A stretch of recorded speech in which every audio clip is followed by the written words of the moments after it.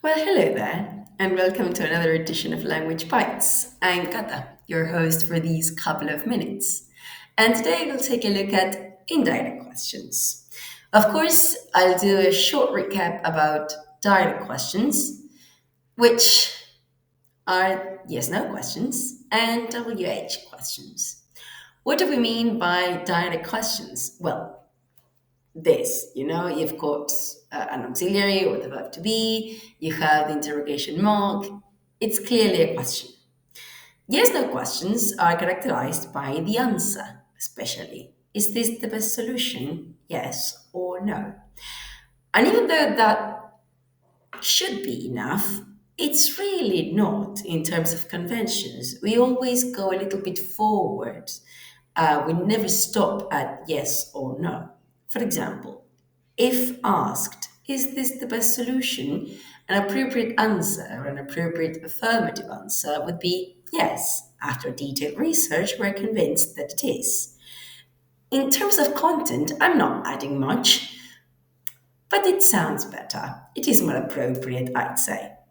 Let's take a look quickly, I promise, at WH questions. These differ from yes no questions in the kind of answer, once again, that we get.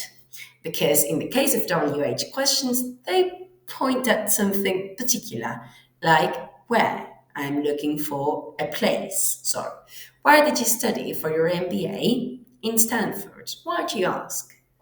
Again, when I ask with why, I'm looking for a reason. Now, let's talk about indirect questions. Indirect questions are characterized by no inversion. They function in the same way as a question. I'm looking for information, but note that I don't have any inversion whatsoever. That means I don't have any auxiliary verb and I don't have, of course, interrogation mark.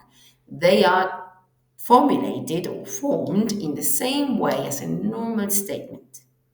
So, I'd like to know how many days the factory is closed for, right? How many days the factory is closed for, and not how many days is the factory closed for. Know that. Right. In the case of modals, technically speaking, they are still direct questions, but the use of a modal make this less direct. So, would you say that you're a team player is the same in terms of content as asking, are you a team player? But of course, the effect that it has on the listener is completely different. May I ask if you'd be likely to accept this job? See how softened the message is. Could I check whether you've signed in with security? It's much more polite, even. Now, we've got other ways of asking questions, such as, and you trained as a lawyer before moving into banking. Now I'm not, I'm falling with my tone, but that's not what we do in speech. Bear with me. This is a way of asking. And even though I don't find any inversion and I don't find any auxiliary verb, I may find an interrogation mark. So, this is all written. And what if I'm speaking?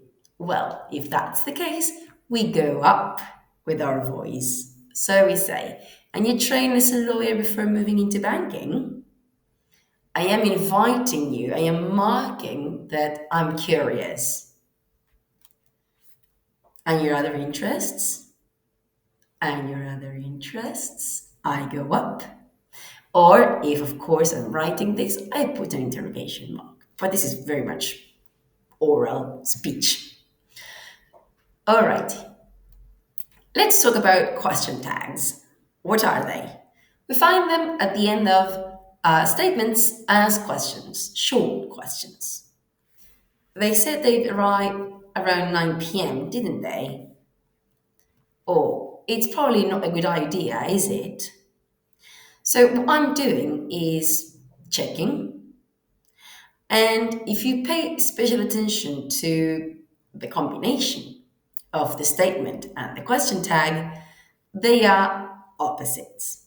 Bear with me once again. If the statement is positive, then the question tag is negative. They said they'd arrive around 9 p.m. That's affirmative. Didn't they? That's negative. It's probably not a good idea, is it? It's probably not. That's negative. So, is it? I need to put it in the affirmative. Bear in mind, and I probably assume you already know this, but just in case, bear in mind the tenses in the question tags. I need to respect that of the statement. They said, that's past simple, so I go with my auxiliary for the past simple, didn't they? And in the second case, I've got the verb to be in its present tense, so I repeat it in the question tag. Oh, and you're happy with that decision, are you? Yes, this is possible. But the attitude that you convey with keeping the same is that of challenging. In the previous cases, with this balance of affirmative and negative, or negative and affirmative, you are checking, you're confirming your information. But with this, and you are happy with that decision, are you? You're challenging the other person, so bear that in mind. All right. All in all, when we talk about the functions of a question, either direct or indirect one, we go with this. Questions are to ask information. But questions are here for more than that. We can ask questions to check that your audience follows or understands, as in, it is not, is it a question of threats, but of opportunities? Do you see? Or you may use it to introduce a subject which you will then explain, what we call a rhetorical question. What are our objectives for the coming year? Well, first of all, we hope to. I don't expect the other person to answer. I'm just creating a hook, calling your attention, introducing the subject. You can use them to give yourself time to think. And then, how can I put this? Well, we have decided that you can challenge what someone has said. This one is very recent, I've just mentioned it. And you really believe that these measures will have an effect, do you? It's not an attitude that suits me well. And last, to lead someone towards a specific point of view.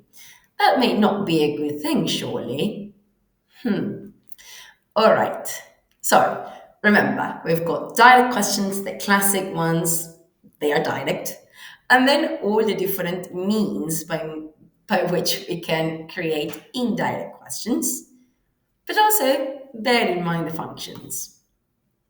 All right, as you know, let's put all of this into practice because that's what makes perfect.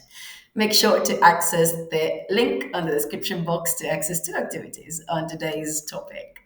And why not stay a little longer and check another one of our videos. All right, thanks for watching. Bye.